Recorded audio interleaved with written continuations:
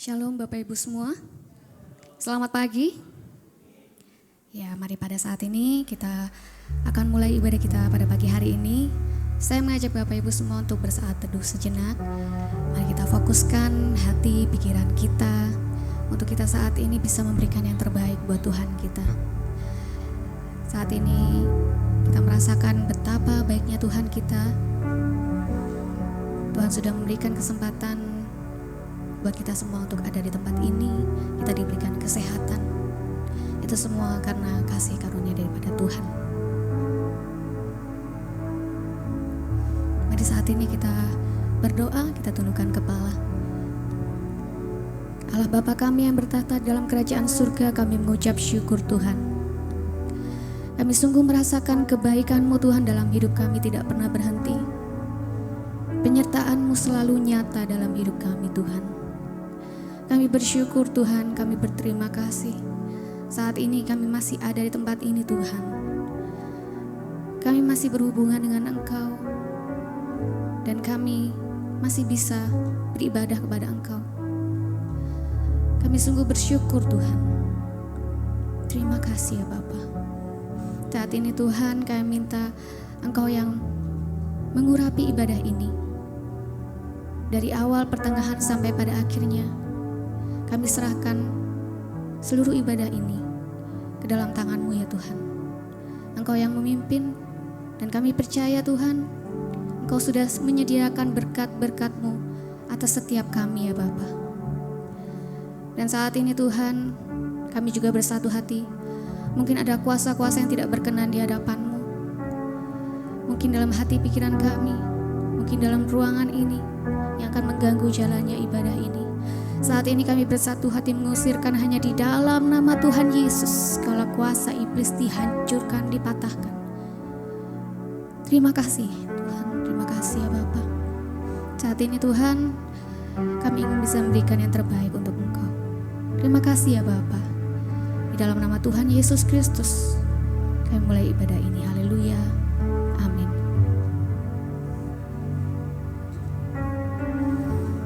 Pada saat ini kita mau berikan yang terbaik buat Tuhan kita. Kita mau mengingat segala kebaikan Tuhan yang tidak pernah berhenti dalam hidup kita.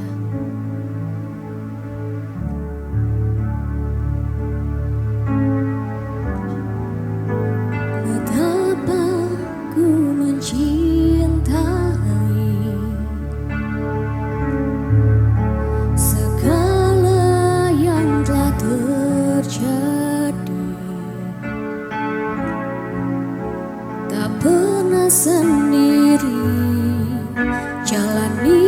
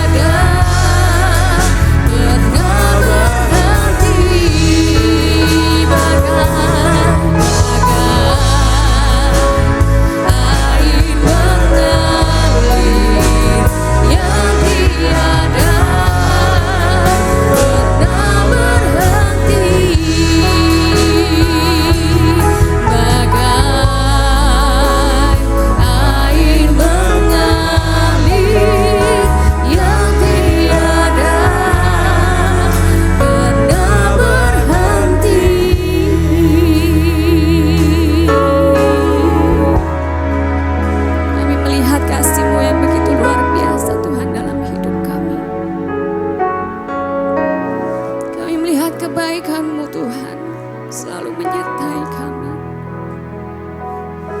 Hanya Engkau Tuhan yang kami sembah. Saat ini kami bersyukur Tuhan kepada-Mu.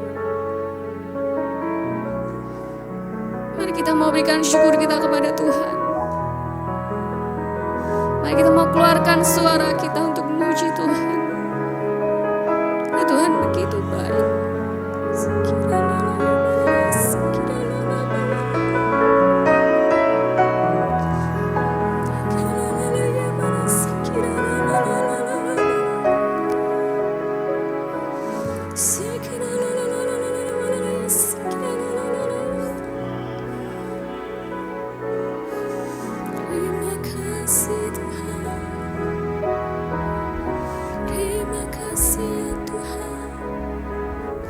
Terima kasih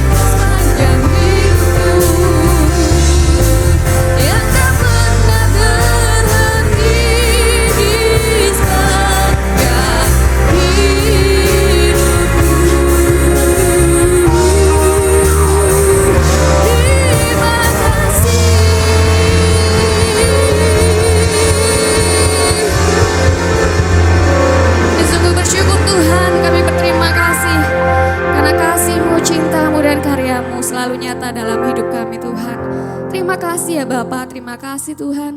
Biarkan saat ini kami bersuka cita Tuhan. Kami memuji Engkau dan membesarkan nama-Mu. Terima kasih Tuhan. Haleluya. Amin. Coba toleh kanan kirinya, berikan senyuman yang paling manis. Iya, haleluya, haleluya.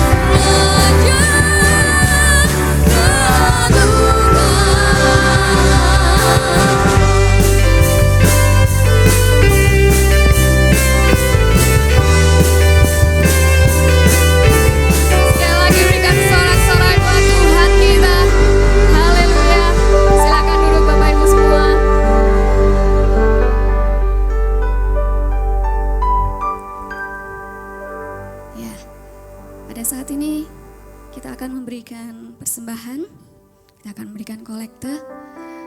Mungkin juga ada bagi Bapak Ibu yang akan memberikan perpuluhan, kami persilakan. Mari sebentar kita akan berdoa.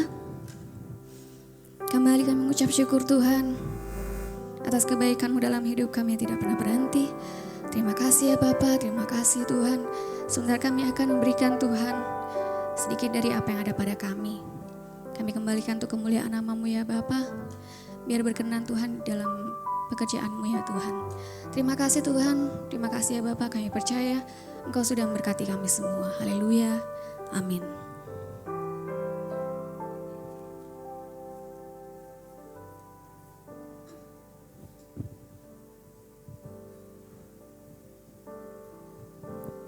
Mataku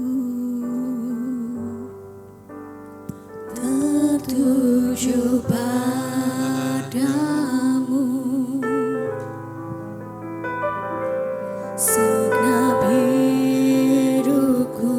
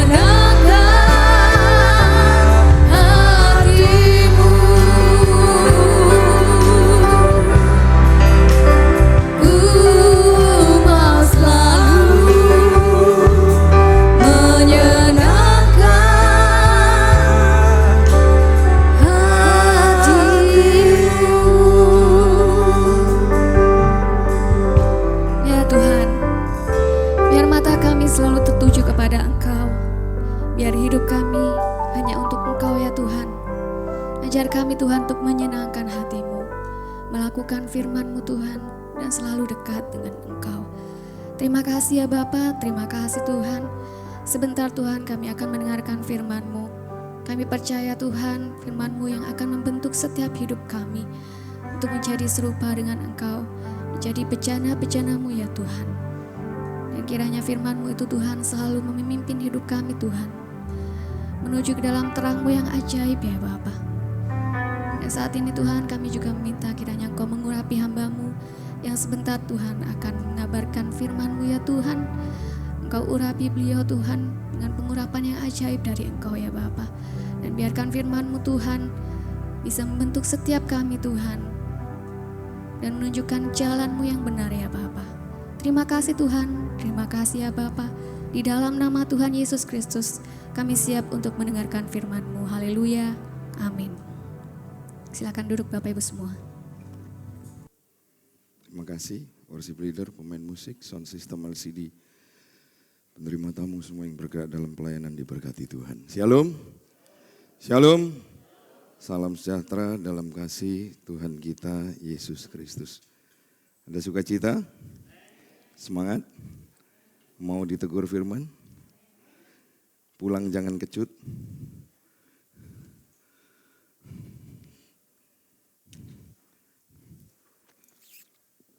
Saya nggak tahu Bapak Ibu, mungkin saya dipakai Tuhan untuk menegur.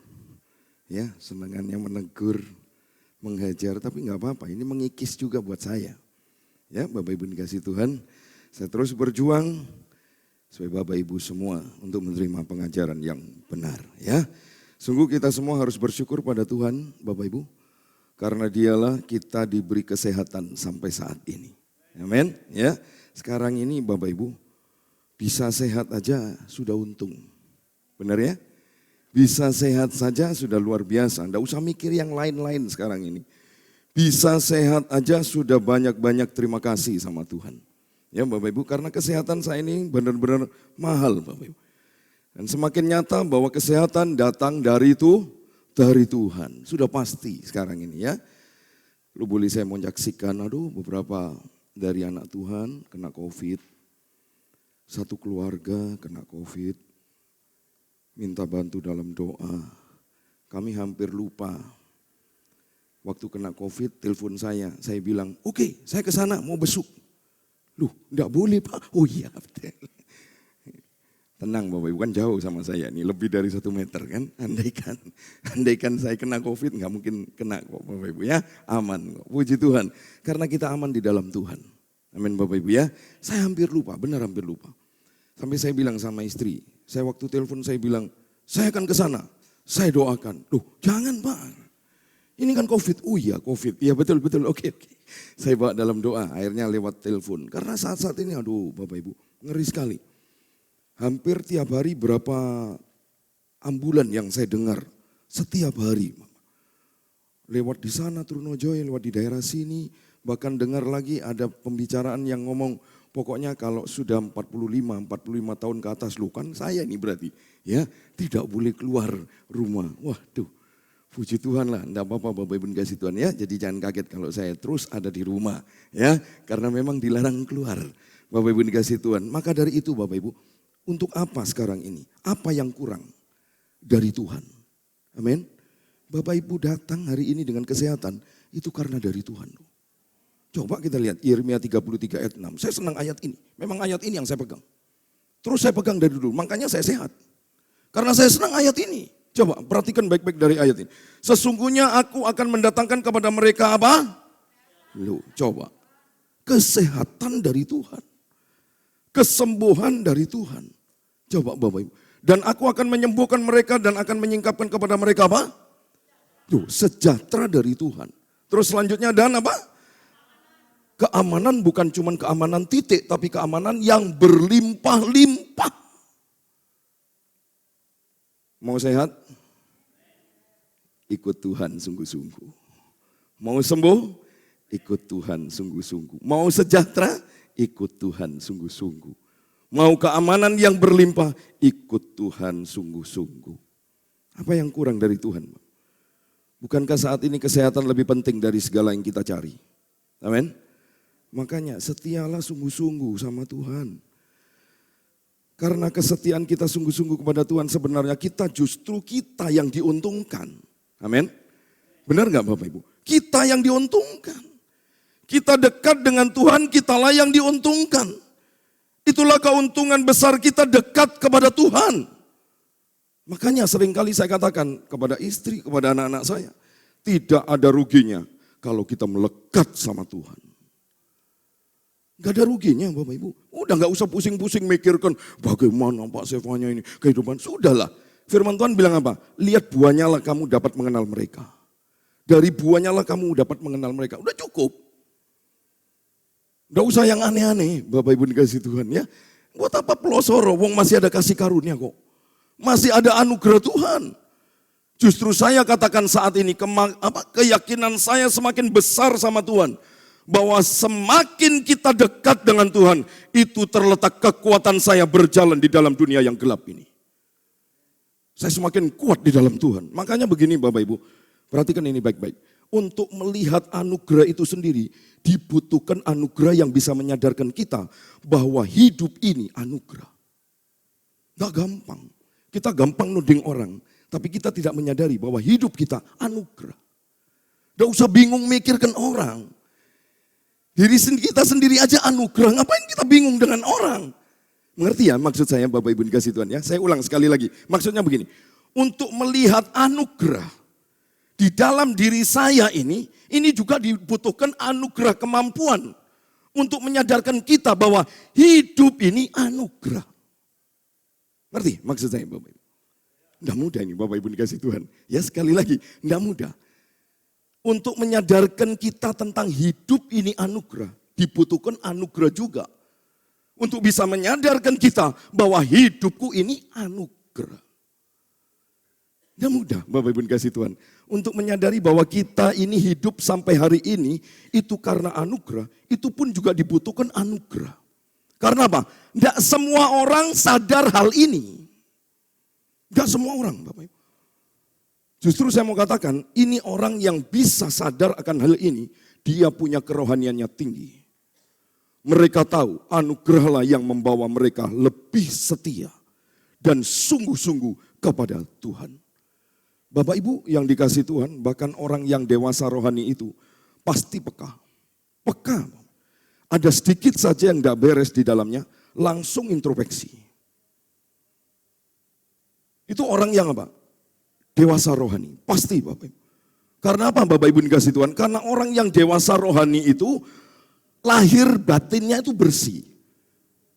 Bukan kelakuannya, lahir batinnya itu loh Bapak Ibu. Hatinya tuh bersih, kalau iya ya iya, enggak ya enggak. Ngaku sama Tuhan, ya ngaku, ya ini pengakuan. Itu bersih Bapak Ibu. Jadi lahir hatinya itu Bapak Ibu. Hatinya ini Bapak Ibu dikasih Tuhan, hati nuraninya ini putih. Makanya dia peka. Begitu ada yang gak beres di dalamnya, dia langsung sadar. Ini bagus sekali Bapak Ibu. Justru itu Bapak Ibu dikasih Tuhan. Kita sebagai orang-orang percaya yang sungguh-sungguh kepada Tuhan. Seharusnya rohani kita semakin dewasa. Rohani kita harusnya semakin bertumbuh Bapak Ibu.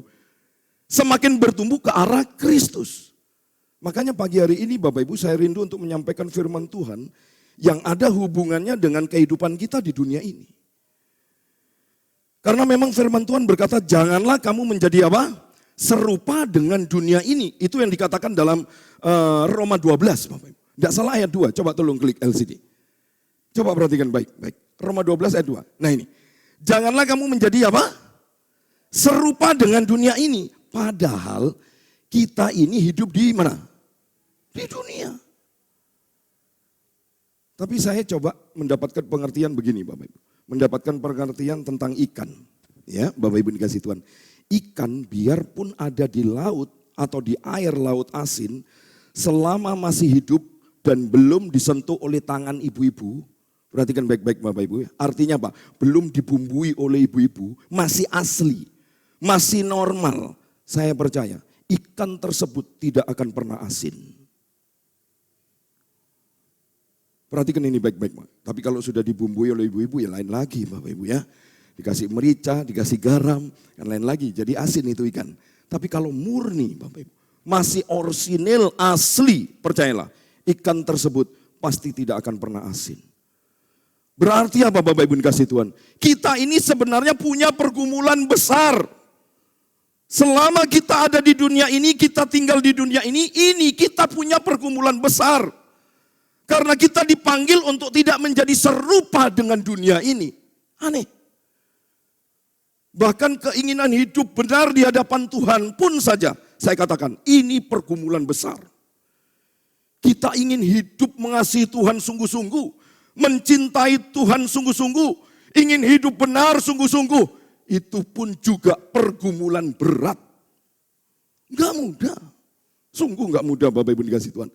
Karena apa? Karena kita ini tinggal di dunia yang sudah rusak. Dunia yang sudah bobrok. Lalu kita dipanggil untuk tidak menjadi apa? Serupa dengan dunia ini. Saya mau tanya, bukankah ini pergumulan? Halo? Pergumulan Bapak Ibu. Ini pergumulan berat. Makanya Bapak Ibu, yang paling penting begini. Setiap kita harus lahir baru. Karena kelahiran baru kita itu akan melahirkan kehidupan yang baru bersama Allah Roh Kudus.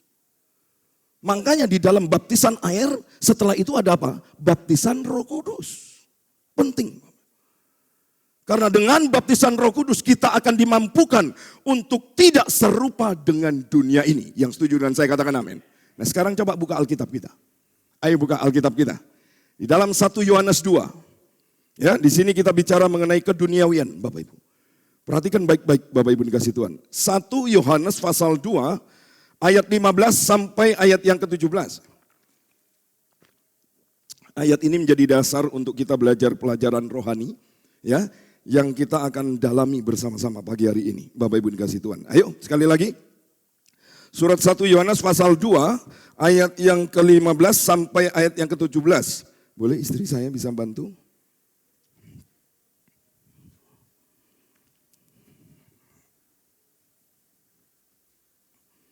Ya, puji Tuhan, terima kasih. Ya, tolong dibacakan biar istri saya bisa bacakan dan Ibu, Bapak Ibu simak ayat ini baik-baik ya. Ayo coba perhatikan ayat yang ke-15 sampai ayat yang ke-17. Ya, oke, terima kasih istriku, silakan. Janganlah kamu mengasihi dunia dan apa yang ada di dalamnya. Coba. Jikalau orang mengasihi dunia, maka kasih akan Bapa tidak ada di dalam orang itu. Ya, terus? Sebab semua yang ada di dalam dunia, yaitu keinginan daging dan keinginan mata, serta keangkuhan hidup, bukanlah berasal dari Bapa, melainkan dari dunia. Ya, terus? Dan dunia ini sedang lenyap dengan keinginannya. Tetapi orang yang melakukan kehendak Allah tetap hidup selama-lamanya. Sama-sama katakan, amin. Tuhan Yesus memberkati kita semua. Bapak Ibu, saya yakin dan kita semua akan sepakat bahwa salah satu pergumulan terbesar kita, ketika kita hidup di dunia ini, lalu kita dipanggil untuk tidak menjadi serupa dengan dunia ini. Ini problem. Ini masalah, ini pergumulan berat. Kadangkala mungkin kita berpikir, mana bisa. Kita hidup di dunia ini, tapi firman Tuhan berkata apa? Hendaklah kamu jangan menjadi serupa dengan dunia. Makanya saya katakan, ini problem. Ini pergumulan berat. Nah Bapak Ibu yang dikasihi oleh Tuhan, kalau Bapak Ibu perhatikan dari 3 ayat yang baru kita baca barusan ini, Bapak Ibu perhatikan. Kita menemukan kata apa? Dunia itu 5 kali. Coba Bapak Ibu perhatikan.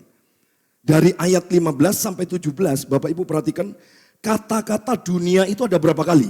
5 kali. 5 kali kata dunia itu muncul. Nah sekarang Bapak Ibu, coba kita akan pahami lebih dulu. Begini, apa yang dimaksud dengan dunia? Ini penting supaya Bapak Ibu paham. Apa yang dimaksud dengan dunia? Ini penting. Ada hal-hal yang perlu Bapak Ibu ketahui. Gini, firman Tuhan sekali lagi, pahami ini baik-baik. Firman Tuhan ini tidak sedang berbicara mengenai manusia yang tinggal di dunia. Tidak. Seperti Bapak Ibu tahu di dalam Injil Yohanes 3 ayat 16. Coba buka. Coba, aneh kan? Firman Tuhan ini makanya Bapak Ibu enggak mudah. Untuk mengerti, memahami ini enggak mudah. Padahal Tuhan sendiri berkata apa? Aku mengasihi dunia ini. Coba. Tapi dari sisi dalam surat Roma berkata, kamu hendaklah jangan menjadi serupa dengan dunia ini. Loh, aneh. Makanya saya perlu Bapak Ibu pelajari baik-baik. Ini, ya, Injil Yohanes 3 ayat yang ke-16. Tolong istriku bacakan. Coba perhatikan ayat ini. Karena begitu besar kasih Allah akan dunia ini. Loh, disebutkan akan dunia ini, terus. Sehingga ia telah mengaruniakan anaknya yang tunggal, supaya setiap orang yang percaya kepadanya tidak binasa, melainkan beroleh hidup yang kekal. Coba Bapak Ibu perhatikan baik-baik. Berarti jelas kata dunia di sini tidak sedang berbicara mengenai manusia yang tinggal. Yang tinggal di dalam dunia ini, bukan. Tuhan Yesus bukan merujuk kepada dunia ini. Begitu juga di dalam 1 Yohanes tadi 2, ya, yang kita sudah baca Bapak Ibu. Apa pengertiannya? Begini. Ternyata kunci pemahamannya itu terletak di ayat yang ke-16. Coba lihat ayat 16. Ayat emasnya tadi, surat 1 Yohanes 2, ayat 16. Nah ini kuncinya. Tolong bacakan. Sebab semua yang ada di dalam dunia. Nah stop. Coba perhatikan baik-baik. Ini yang penting, ini kuncinya. Bukan Tuhan berbicara tentang manusia tinggal di dalam dunia ini. Bukan. Ini kuncinya Bapak Ibu. Sebab semua yang ada di dalam dunia. Nah ini kuncinya. Perkataan apa? Semua yang ada di dalam dunia. Ini kuncinya sekali lagi Bapak Ibu. Kemudian dirinci di situ. Betul? Dirinci. Coba Mam lanjut. Nah ini mulai dirinci. Yaitu apa? Yaitu keinginan daging. Dan keinginan mata. Serta keangkuhan hidup. Bukanlah berasal dari Bapa, melainkan dari dunia. Coba Bapak Ibu. Ini yang perlu kita perhatikan. Ada elemen-elemennya. Kita bisa melihat di sini apa? Pertama adalah keinginan daging. Nah ini. Lantas yang kedua apa? Keinginan mata. Lalu yang terakhir apa? Keangkuhan hidup. Jadi sekali lagi, 3 ini unsur-unsurnya. Kalau begitu Bapak Ibu, pengertiannya dunia itu adalah apa? Sebuah sistem nilai yang diciptakan oleh iblis. Ingat ini baik-baik. Iblis itu desainernya. Iblis itu arsiteknya. Iblis itu pemrakarsa dari sistem nilai ini. Lalu tujuannya apa? Tujuannya tidak lain selain apa? Menjauhkan manusia dari Allah. Makanya ada satu hal lagi yang perlu Bapak Ibu ketahui begini. Ada anak Tuhan tanya sama saya, Pak, iblis itu memang untuk menjauhkan kita jadi orang Kristen. Oh bukan, salah. Iblis bukan mau mengajak kita keluar jadi Kristen. Bukan, tidak sama sekali. Justru iblis mau kita jadi Kristen. Lalu kemudian pergi ke gereja sesat. Ini iblis. Dan kita tetap apa? Jadi Kristen. Tetapi kemudian apa? Kita menjadi alat untuk menyesatkan orang Kristen. Itulah iblis. Ingat sekali lagi. Jangan Bapak Ibu salah. Iblis tidak pernah menghindarkan kita untuk keluar jadi Kristen. Tidak. Tapi iblis benci kepada orang yang sungguh-sungguh mencari dia. Dia gak mau. Justru iblis itu akan memakai kita kok. Menjadi alat. Untuk apa? Menyesatkan banyak orang Kristen. Jadi ingat ini baik-baik Bapak Ibu. Seorang anak Tuhan yang berdebat dengan saya tanya langsung, dia bilang, oh betul Pak. Akhirnya sekarang ini keluarlah Pak, gereja sesat. Orangnya sesat. Ya ini kesesatannya. 3 hal ini yang akan kita bahas. Ini loh Bapak Ibu dikasih Tuhan, sulit ini yang sulit. Tanpa kita sadari kita ini seringkali mulai terpengaruh oleh sistem nilai duniawi. Dan nilai dunia itu saat ini menyusup ke dalam kehidupan kita. Melalui apa? Rupa-rupa cara. Rupa-rupanya itu begitu halus Bapak Ibu. Sampai-sampai saya katakan, tidak sanggup lagi kita untuk apa? Mendeteksinya. Sulit sekali. Saya beri contoh, paling mudah saja Bapak Ibu. Ya paling mudah saja. Seperti tanpa kita sadari. Saat kita nonton film atau sinetron Bapak Ibu. Ini yang saya katakan tadi. Tanpa kita sadari, perhatikan ini baik-baik. Apa yang kita tonton mulai masuk di dalam kehidupan kita. Go in, go out. Ini yang masuk ke dalam apa? Kehidupan kita. Lalu kita melihat tayang-tayangan film tersebut, Bapak Ibu, yang sebenarnya sekali lagi sudah tidak sesuai dengan apa yang firman Tuhan gariskan. Contoh apa? Melihat film tentang perceraian, ya kan? Melihat sinetron-sinetron tentang apa? Perselingkuhan. Begitu bagus kemasannya. Sehingga apa? Kita ini sedang di-entertain. Bahkan semuanya itu tidak sesuai dengan apa? Firman Tuhan. Kita senang nontonnya. Tapi tanpa kita sadari pada saat itu juga sebenarnya kita sedang tercemar oleh apa? Nilai-nilai duniawi. Itu yang terjadi. Makanya tidak salah Bapak Ibu. Kalau Bapak Gembala Senior almarhum sangat melarang sekali untuk menonton televisi. Sekarang kita baru sadar ya. Ini alasannya ternyata. Kita sedang apa? Tercemar oleh apa? Sistem nilai-nilai duniawi. Jadi waktu kita menonton film Bapak Ibu, atau sinetron-sinetron yang ada di televisi, sebenarnya disitulah nilai-nilai apa? Keduniawian mulai mengalir masuk ke dalam diri kita. Ini yang berbahaya. Makanya pagi hari ini Bapak Ibu dikasih Tuhan, kita akan belajar. Ada 3 hal sesuai dengan kebenaran firman Allah yang tadi sudah kita baca. Pertama begini Bapak Ibu, apa itu keinginan daging? Bapak Ibu mau tahu isinya perbuatan daging? Sudah jelas ada di firman Tuhan. Buka Galatia 5 ayat 19.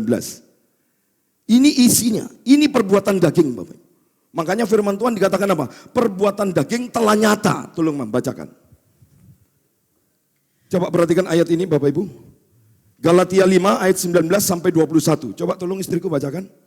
Perbuatan daging telah nyata, yaitu percabulan, kecemaran, hawa nafsu, penyembahan berhala, sihir, perseteruan, perselisihan, iri hati, amarah, kepentingan diri sendiri, Coba. percideraan, roh pemecah, kedengkian, kemabukan, pesta pora dan sebagainya. Ya. Terhadap semuanya itu kuperingatkan kamu, seperti yang telah kubuat dahulu, bahwa barang siapa melakukan hal-hal yang demikian, Sekali lagi, barang siapa melakukan hal-hal yang demikian, terus ia tidak akan mendapat bagian dalam kerajaan Allah. coba Bapak Ibu dikasih Tuhan.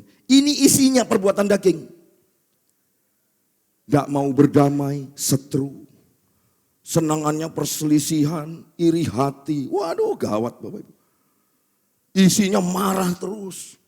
Selalu mementingkan diri sendiri. Ada roh pemecah. Sudah gak bisa lagi pecah keluarga. Ya ini. Karena apa? Perbuatan daging. Iri, dengki, pesta pora, uang, dan uang. Coba Bapak Ibu dikasih Tuhan. Bahkan di teks terakhir dari ayat 21 dikatakan apa? Ia tidak akan mendapat bagian dalam kerajaan Allah. Berarti sekali lagi keinginan daging tidak lain adalah apa? Keinginan yang tidak pernah terpuaskan. Tidak pernah terpuaskan terhadap kenikmatan duniawi. Berbicara keinginan daging Bapak Ibu. Keinginan daging itu adalah kehidupan. Atau gaya hidup yang hedonisme. Wah ini penting Bapak Ibu. Itu sebabnya Bapak Ibu. Kita diajar oleh Tuhan untuk mematikan keinginan daging kita. Karena ini. Keinginan daging ini akan membawa kita semakin jauh dari Tuhan. Bapak Ibu tahu enggak? Sekarang saya mau beritahu begini. Dunia kita sekarang ini mengajak kita untuk kita memiliki gaya hidup yang memuaskan keinginan-keinginan daging. Misalnya enggak usah jauh-jauh Bapak Ibu, dalam hal belanja saja. Ya, masyarakat seolah-olah didorong oleh apa? Suatu keyakinan bahwa nilai diri kita saat ini bergantung kepada aktivitas kita belanja. Apa yang saya beli? Mulai dari barang yang mahal. Makanya orang kalau sudah pakai barang yang mahal bisa tahu loh Bapak Ibu. Bisa tahu. Kami punya jujur, kami punya tas merek Polo tapi palsu. Saking bangganya karena Polo tak bawa-bawa Bapak Ibu. Akhirnya ketemu salah satu orang yang boleh saya katakan ini orang kaya Bapak Ibu. Dia bisa tahu. Pak murah sekarang Pak yang KW-KW. Wih langsung saya ditembak gitu. Waduh langsung saya sembunyikan. Bapak Ibu dikasih Tuhan. Karena apa tahu. Coba Bapak Ibu dikasih Tuhan. Dia bisa tahu barang branded. Dia bisa tahu barang mahal. Coba Bapak Ibu perhatikan baik-baik. Sampai kalau dia bisa membawa barang-barang yang mahal, bagi dia merasa keren, hebat, up to date. Waduh Bapak Ibu dikasih Tuhan, ngeri sekali. Ini keinginan daging. Lalu kita lihat yang kedua, perhatikan baik-baik. Apa? Keinginan mata. Tidak lain keinginan yang tidak terkendalikan untuk memperoleh apa yang kita lihat. Seperti apa? Materialisme. Coba kita lihat Injil Lukas 12 ayat 34. Coba perhatikan baik-baik. Injil Lukas 12 ayat 34. Tolong istriku bacakan. Coba perhatikan ayat ini. Ya tolong.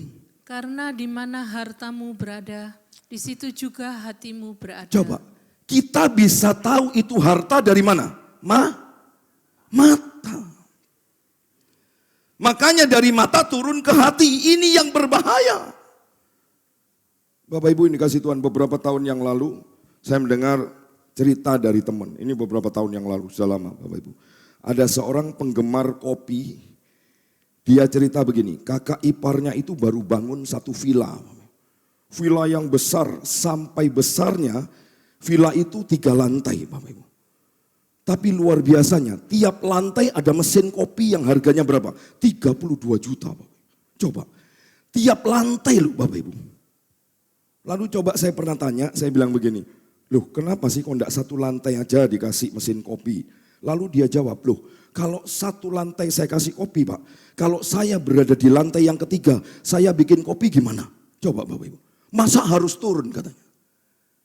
Aneh bukan? Coba Bapak Ibu, saya jujur hampir enggak mengerti. Loh wong hanya turun saja kok enggak mau? Coba Bapak Ibu dikasih Tuhan. Sampai rela dia mengeluarkan apa? Dana besar. Untuk apa? Membeli mesin kopi. Sehingga mesin kopi ini ditaruh di tiap-tiap lantai. Lantai pertama ada, lantai kedua ada, lantai ketiga ada. Supaya apa? Setiap kali posisi dia ada di mana untuk buat kopi, tidak usah susah-susah turun. Sudah langsung ada mesin kopi. Coba. Bahkan saya teringat, kursinya saja untuk menikmati kopi, harganya berapa? 17 juta. Itu satu kursi loh, bukan satu set kursi. Kalau satu set kursi mungkin masuk akal, bahkan ada yang lebih. Ini cuma satu biji. Satu kursi harganya 17 juta. Jadi perhatikan baik-baik Bapak Ibu, keinginan mata itu dibutuhkan dompet yang tebal, betul? Keinginan mata. Dan materialisme ini Bapak Ibu gandengannya dengan apa? Cinta akan uang. Coba buka Pengkhotbah. Pengkhotbah 5 ayat 10. Tolong istriku bacakan. Siapa mencintai uang tidak akan puas dengan uang. Ya. Dan siapa mencintai kekayaan tidak akan puas dengan penghasilannya. Ini pun sia-sia. Coba Bapak Ibu, uangnya tidak masalah. Ingat ini baik-baik. Saya bukan berbicara ini berarti wah uang jadi masalah. Loh bukan, uangnya tidak jadi masalah. Tapi yang jadi masalah itu cinta. Cinta akan uang ini loh yang menjadi masalah. Uangnya tidak masalah, saya sendiri juga punya uang. Iya toh, kalau uang jadi masalah berarti saya sendiri harus tidak punya uang dong. Enggak, uangnya bukan masalah. Sekali lagi saya jelaskan bahwa. Tapi yang jadi masalah ini adalah apa? Cinta akan uang ini loh yang menjadi masalah. Makanya begini Bapak Ibu, untuk bisa memiliki semua yang dilihat oleh mata. Sekali lagi tadi kan saya sudah katakan, dibutuhkan dompet yang tebal. Selalu begitu. Tapi saya mau mengingatkan begini Bapak Ibu. Kalau Bapak Ibu cinta akan uang, ingat ini baik-baik. Uang tidak akan pernah mencintai Bapak Ibu. Ingat ini baik-baik. Tolong bedakan. Jangan disamakan. Sekali lagi saya ulang. Kalau Bapak Ibu cinta akan uang, sebaliknya uang tidak akan pernah mencintai Bapak Ibu. Tetapi uang akan berusaha apa? Berkuasa atas kehidupannya. Ini perhatian. Makanya benar Bapak Ibu, John Calvin pernah berkata begini, di mana harta berkuasa atas hati, Allah kehilangan otoritas atasmu. Ini bagus Bapak. Sekali lagi saya ulang, John Calvin berkata apa? Di mana harta berkuasa atas hati, Allah kehilangan otoritas atasmu. Itu sebabnya Bapak Ibu, Tuhan Yesus berkata lewat firman-Nya, kita tidak bisa mengabdi kepada berapa? 2 tuan. Satu Tuhan, satu mamon, tidak bisa. Sebab mamon ini akan menguasai kehidupan kita. Sehingga kita tidak pernah akan lagi setia kepada Tuhan, tidak akan pernah. Ayo kita lihat sekarang yang ketiga, biar cepat Bapak Ibu. Perhatikan baik-baik. Yang ketiga apa? Keangkuhan hidup. Perhatikan baik-baik, ketika seseorang menjadi angku, dia ini akan haus akan pujian. Pasti. Pujian dari orang, pengakuan dari orang ini loh. Ternyata ciri-cirinya orang yang egois. Jadi sekali lagi Bapak Ibu, ketiga-tiganya ini ternyata nyambung. Keinginan daging, keinginan mata, dan apa? Keangkuhan hidup, ini nyambung. Bahasa saya tuh gandeng. Sudah tidak dapat dipisahkan lagi. Dan memang ini ternyata ciri-ciri orang yang egois Bapak Ibu. Kemarin Bapak Ibu, saya temukan ada bagus sekali kutipan ini Bapak Ibu. Perhatikan baik-baik, kutipan ini bagus sekali Bapak. Begini, adalah seorang yang peduli lebih kepada dirinya daripada kepada sesama. Ini bagus Bapak Ibu. Sekali lagi Bapak Ibu kasih Tuhan, ini orang egois. Orang egois ini adalah apa? Adalah orang yang peduli kepada dirinya daripada kepada sesamanya. Ini orang egois. Coba yang mengerti katakan amin. Berarti Bapak Ibu paham ya. Ini sindiran padahal. Bapak Ibu perhatikan baik-baik. Ini kutipan luar biasa. Orang yang egois itu adalah orang yang lebih peduli pada dirinya sendiri daripada peduli kepada orang lain. Jadi ini ciri-cirinya orang egois, lebih mementingkan dirinya sendiri daripada orang lain.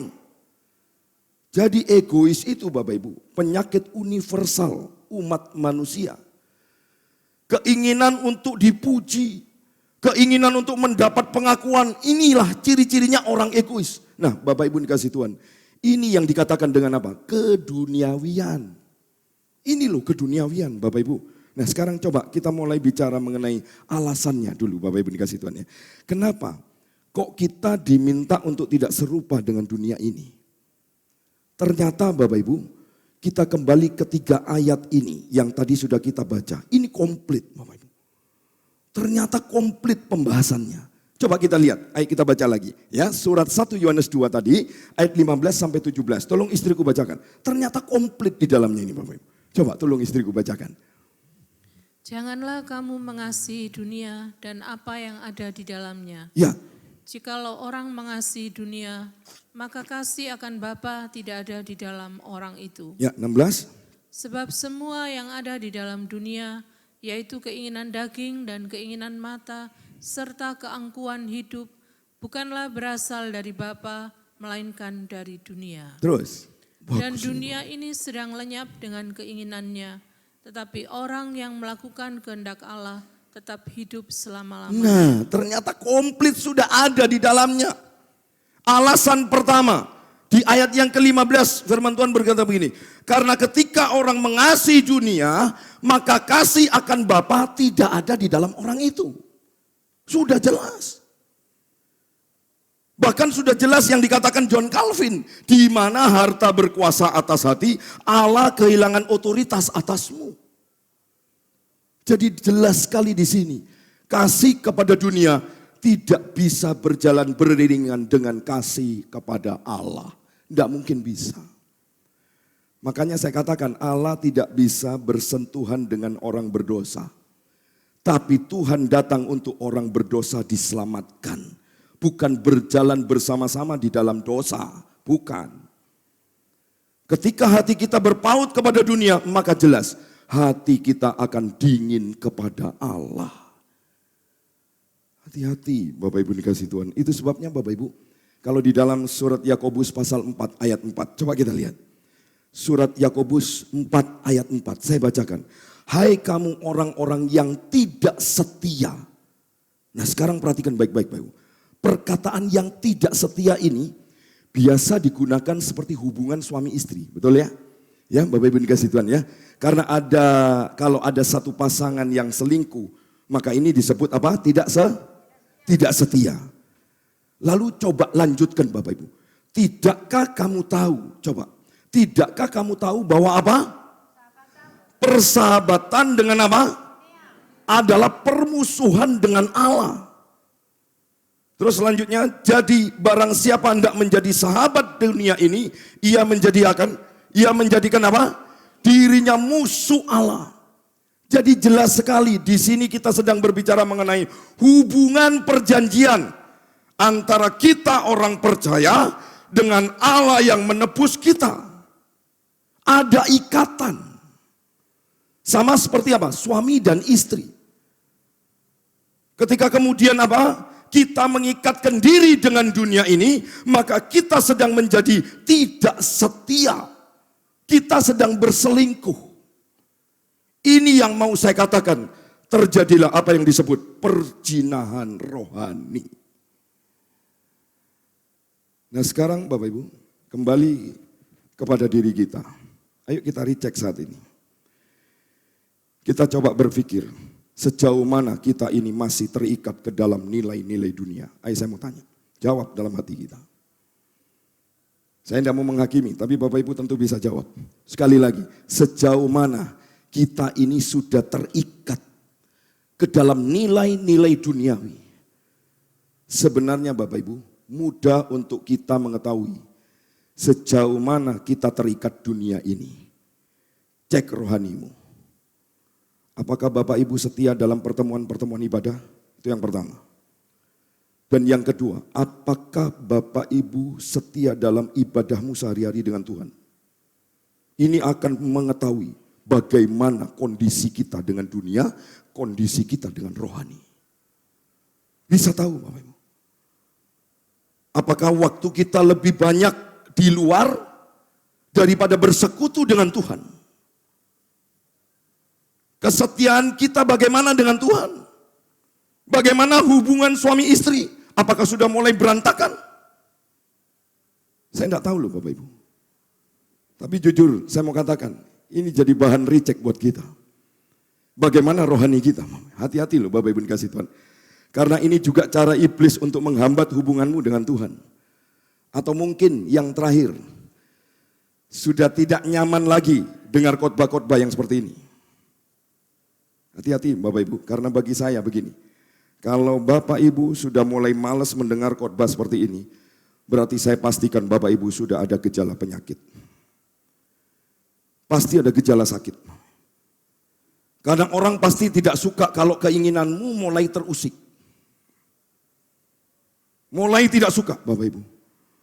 Apa yang membuat kita nyaman saat ini? Ayo. Mungkin keinginan kita sudah terpenuhi dengan alasan-alasan berkat-berkat Tuhan. Sudah mulai dibukakan. Tapi ternyata engkau ada di dalam keinginan-keinginan yang ketiga hal ini. Yaitu apa? Keinginan daging, keinginan mata, dan keangkuhan. Hati-hati loh Bapak. Harusnya begini, perhatikan ini baik-baik. Waktu kita merasakan bahwa itu semua karena berkat Tuhan. Saya yakinnya bahwa Bapak Ibu pasti lebih setia. Bapak Ibu pasti lebih sungguh-sungguh kepada Tuhan. Mengasihi Tuhan sungguh-sungguh. Mencintai Tuhan sungguh-sungguh. Lebih cinta rumah Tuhan. Karena memang pemazmur berkata apa? Kalau engkau cinta rumah Tuhan, kalau engkau cinta Tuhan, menghanguskan rumahmu. Coba, ini firman Tuhan. Ini ciri-ciri orang yang diberkati Tuhan. Orang kalau merasakan, makanya tadi saya katakan dibutuhkan anugerah. Orang yang bisa melihat bahwa aku diberkati itu anugerah. Dibutuhkan juga anugerah yang bisa menyadarkan kita. Bahwa tanpa Yesus, I'm nothing without Jesus. Aku nothing. Makanya sekali lagi Bapak Ibu, ini ciri-ciri orang yang diberkati Tuhan. Semakin setia, sungguh-sungguh kepada Tuhan. Ini penting Bapak Ibu dikasih Tuhan.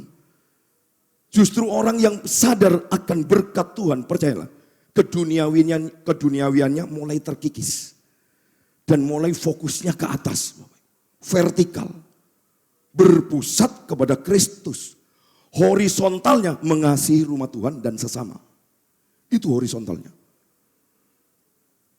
Tapi vertikalnya itu menunjukkan bahwa aku nothing tanpa Yesus. Wah Bapak Ibu dikasih Tuhan, percayalah. Tapi kalau kita sudah mulai berubah fokusnya, mulai berat sebelah, mulai memenuhi keinginan-keinginanmu, memikirkan tentang kehidupan kita saja, ingin menikmati, ingin menyenangkan dalam kehidupan kita semakin banyak. Bapak Ibu, percayalah, iblis pun bisa mengadakan hal yang demikian. Hati-hati. Ayo kita mulai sekarang ini recheck kepada diri kita sendiri Bapak Ibu. Coba recheck, balan enggak? Antara Tuhan yaitu rohani dengan dunia yaitu apa? Jasmani. Kalau kira-kira maaf sekali lagi, kalau kira-kira jomplang, ayo segera diperbaiki. Sebelum terlambat. Sebab kalau tidak segera diperbaiki, bahaya loh. Keadaan dunia saat ini bukan semakin baik, ingat omongan saya. Semakin buruk. Ada seorang hamba Tuhan berkata begini, perhatikan baik-baik. Ini seorang hamba Tuhan berkata begini. Hati nurani itu seperti pengkhotbah kecil yang Tuhan taruh di dalam hati kita. Dia yang akan terus khotbah kepada kita.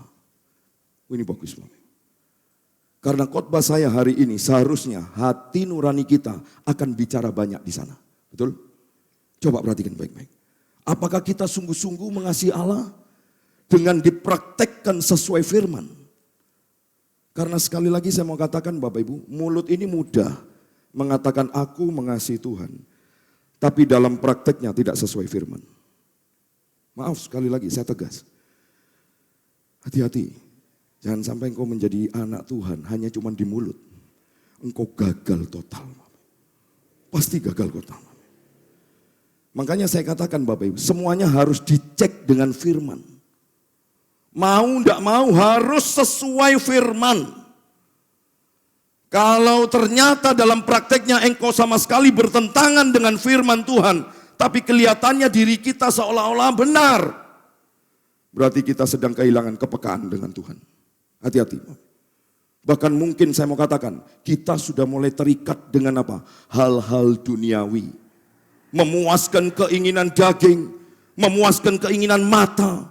Akhirnya apa? Keangkuhan hidup yang terjadi. Ayo Bapak Ibu, pagi hari ini coba mulai cek. Karena firman Tuhan tadi mengatakan duniawi ini sedang lenyap dengan keinginan. Hati-hati. Sekali lagi, dunia ini sedang lenyap keinginannya. Dan kita diminta sama Tuhan untuk keluar supaya jangan ikut lenyap. Ngerti maksudnya? Ini penting Bapak. Makanya kita tidak boleh terikat dengan hal-hal yang duniawi. Karena segala sesuatu yang ada di dunia ini sedang lenyap. Jadi dengan kata lain, kalau kita ada di dalamnya, engkau pasti lenyap. Makanya Tuhan minta supaya keluar. Hati-hati Bapak Ibu dikasih Tuhan. Yang terakhir, yang ketiga Bapak Ibu. Mengapa kita menolak keduniawian? Karena orang yang melakukan kehendak Allah tetap hidup selama-lamanya. Ini firman Bapak Ibu dikasih Tuhan. Hanya mereka yang melakukan kehendak Allah yang akan tetap hidup selama-lamanya. Bapak Ibu, saya mau memberi warning dari akhir khotbah saya. Kalau sampai Bapak Ibu sudah mulai melawan keras di dalam hati kita dengan khotbah saya saat ini, maaf, hati-hati. Jangan-jangan kita sebenarnya sedang terjebak oleh iblis untuk segera meninggalkan tempat ini. Untuk bergeser ke tempat yang lain. Yang bisa memberikan wejangan-wejangan yang ringan, yang tidak berat untuk kita bisa lakukan. Ini berbahaya. Sekali lagi saya katakan ini berbahaya. Karena memang firman Tuhan itu keras pengajarannya. Karena dunia kita itu juga keras. Makanya dibutuhkan pengajaran firman yang keras. Iblis berusaha supaya kita tidak mendengar firman Tuhan seperti ini. Buka Sakaria 7 ayat 12. Coba lihat, Sakaria 7 ayat 12. Tolong istriku bacakan. Mereka membuat hati mereka keras seperti batu amril, supaya jangan mendengar pengajaran dan firman yang disampaikan Tuhan semesta alam melalui rohnya dengan perantaraan para nabi yang dahulu. Ya. Oleh sebab itu datang murka yang hebat daripada Tuhan. Hati-hati. Tuhan juga bisa murka. Hati-hati Bapak Ibu dikasih Tuhan. Bapak Ibu percayalah, iblis berusaha untuk kita tidak mau mendengar firman sekeras ini. Apalagi keinginan-keinginan kita mulai terusik. Wah, iblis tambah marah. Makanya kita perlu firman yang tajam. Supaya apa? Menjaga kita. Karena dunia ini akan lenyap. Dan kita juga diinginkan oleh Tuhan supaya memperoleh hidup yang kekal, bukan lenyap di dalamnya. Makanya pagi hari ini, ayo cek diri kita. Hati nurani kita akan banyak bicara di sana, percayalah Bapak Ibu. Selesai dari firman ini, percayalah hati nurani akan terusik. Terus akan terusik, Bapak Ibu dikasih Tuhan. Kalau hati nurani kita menjadi dingin kepada Allah, percayalah, berarti kita ada gejala-gejala penyakit duniawi. Hati-hati, Bapak. Iblis mulai menusukkan nilai-nilai keduniawian itu dalam hidup kita. Bahkan iblis tahu ketika kita menjadi dunia, maka kasih kita kepada Tuhan itu menjadi dingin. Iblis tahu. Dan endingnya apa? Kerohanian kita menjadi kering dan mati. Iblis tahu. Makanya saya mau katakan pagi hari ini, ayo tanya kepada diri kita masing-masing, bagaimana kita dengan Tuhan? Saya tidak tahu loh Bapak Ibu. Hanya Bapak Ibu dan Tuhan yang tahu. Stefania tidak bisa tahu dan tidak akan diberitahu sama Tuhan. Tapi izinkan firman Tuhan sampaikan pagi hari ini. Baik untuk saya juga untuk Bapak Ibu. Bagaimana kerohanian kita? Bagaimana kita dengan Tuhan? Bagaimana kita dengan keinginan? Hati-hati Bapak Ibu. Karena kasih kepada dunia tidak pernah bisa beriringan dengan kasih Tuhan. Tidak bisa. Saya berdoa Bapak Ibu, kiranya Tuhan menyentuh hati kita pagi hari ini. Dan menolong kita untuk mengerti di mana posisi kita saat ini. Apakah posisi kita saat ini ada di posisi keinginan-keinginan? Atau saya juga tidak tahu Bapak Ibu. Atau saat ini posisi Bapak Ibu sedang berada di dalam kasih Kristus. Saya tidak tahu. Makanya saya katakan hanya diri kita dan Tuhan yang tahu. Tapi ada satu hal yang perlu Bapak Ibu tahu. Pagi hari ini. Firman Tuhan untuk kita bersama. Karena Tuhan rindu untuk kita kembali dipulihkan dalam kehidupan yang sudah menyimpang. Yang sudah jauh daripada Allah. Allah memanggil kita untuk kembali dalam persekutuan yang tetap. Intim dengan Tuhan. Satu hal lagi saya mau beritahu. Ini luar biasa. Ada hal-hal yang perlu Bapak Ibu ketahui. Begini, buka Alkitab kita. Dalam Injil Lukas. Pasal 13 ayat 23 sampai 24. Tolong istriku bacakan. Coba perhatikan ini. Dan ada seorang yang berkata kepadanya, Tuhan, sedikit sajakah orang yang diselamatkan? Coba.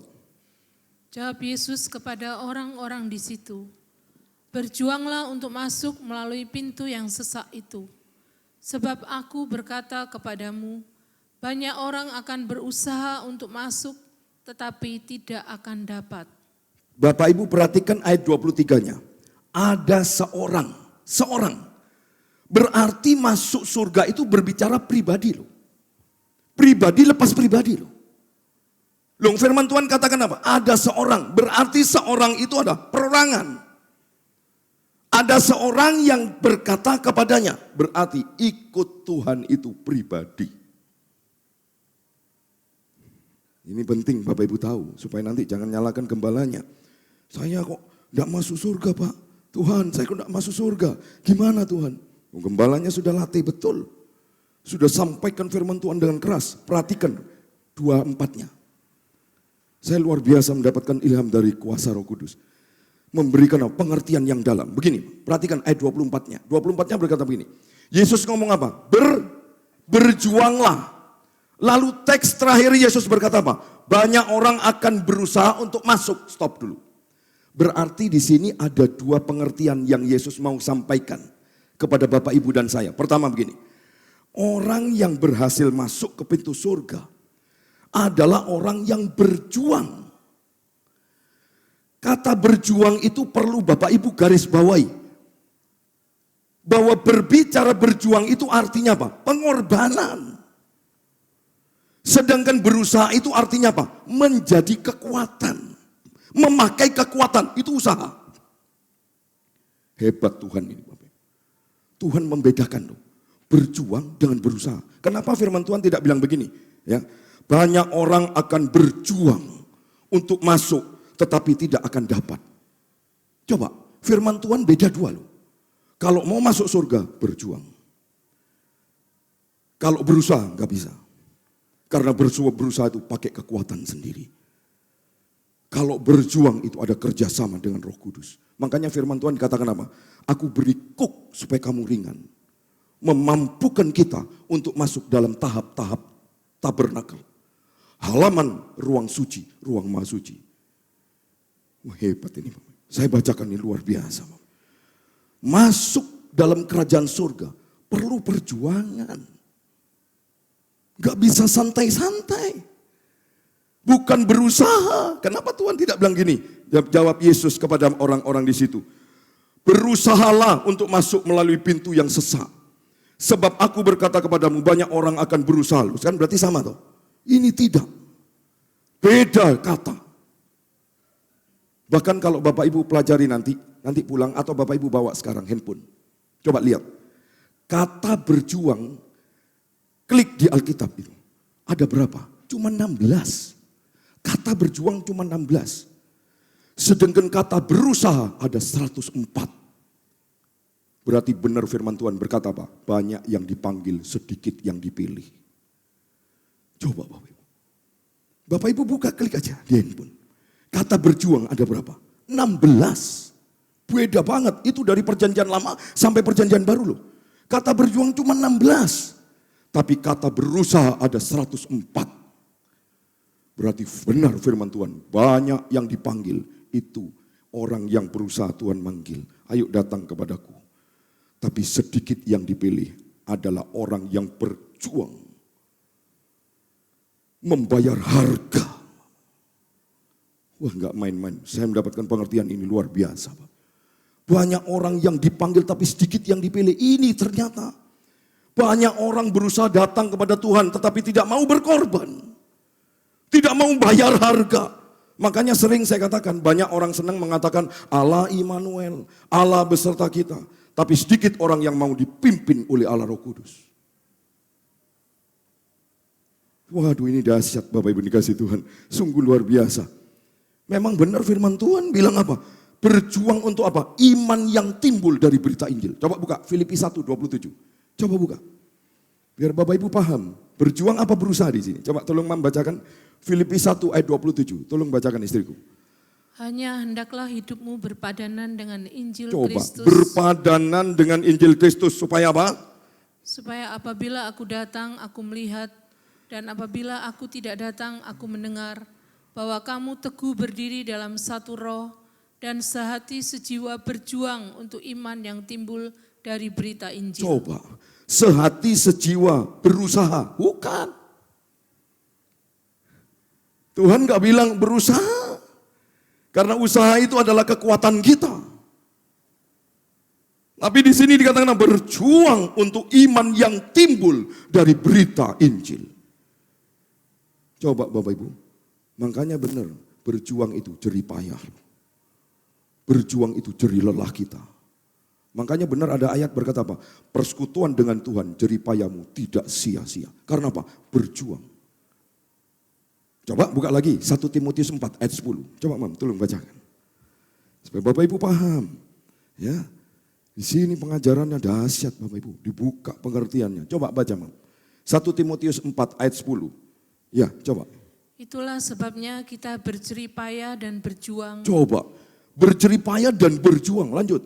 Karena kita menaruh pengharapan kita kepada Allah yang hidup, juru selamat semua manusia, terutama mereka yang percaya. Coba, percaya saja bukan di mulut.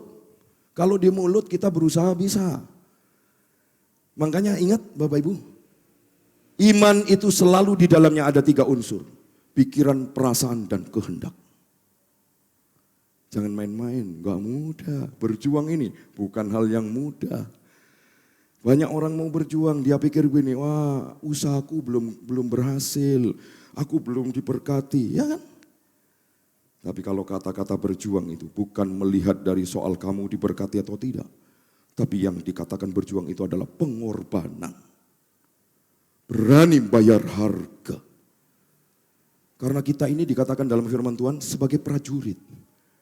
Prajurit kalau mau menang harus berjuang. Bapak Ibu. Makanya ada istilah kalau tinju itu Bapak Ibu. Lebih sulit mempertahankan daripada apa? Meraih, merebut itu lebih mudah. Kalau mempertahankan itu sulit. Makanya benar sekali firman Tuhan. Dikatakan apa Bapak Ibu? Kerjakan keselamatan. Maksudnya apa? Mempertahankan keselamatan. Ini pun juga dibutuhkan apa? Perjuangan. Gak bisa tanpa perjuangan. Wah, Roh Kudus ini dahsyat. Banyak orang yang berusaha masuk tapi tidak mendapatkan. Karena apa? Usaha. Usaha tidak akan berhasil kau. Surga bukan untuk mencapai ekonomi. Kalau ekonomi dengan usaha. Engkau usaha keras saat ini, kerja sungguh-sungguh. Ya, Bapak Ibu, usaha keras sungguh-sungguh, percayalah. Kita mudah untuk mendapatkan kekayaan, tapi masuk surga harus berjuang. Tidak mudah Bapak Ibu kasih Tuhan. Ayo Bapak Ibu, dari kebenaran firman Tuhan pagi hari ini 3 hal lakukan. Jangan sampai cek diri kita, adakah keinginan-keinginan daging yang melebihi dari keinginan kita kepada Tuhan? Atau keinginan mata, atau keangkuhan hidup, hati-hati Bapak. Kalau ini ada padamu, percayalah Bapak. Sebenarnya kita sedang ada syarat hidup melalui keduniawian kita. Sehingga rohani kita tumpul.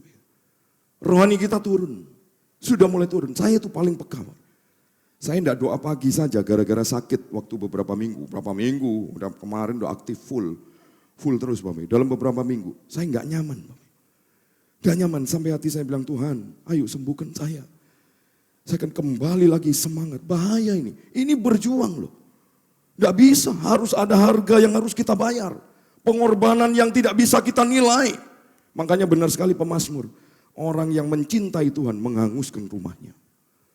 Wah ini dahsyat Bapak Ibu. Ayo pagi hari ini saya tidak mengerti hati Bapak Ibu. Tapi percayalah lewat firman Tuhan, Tuhan baik.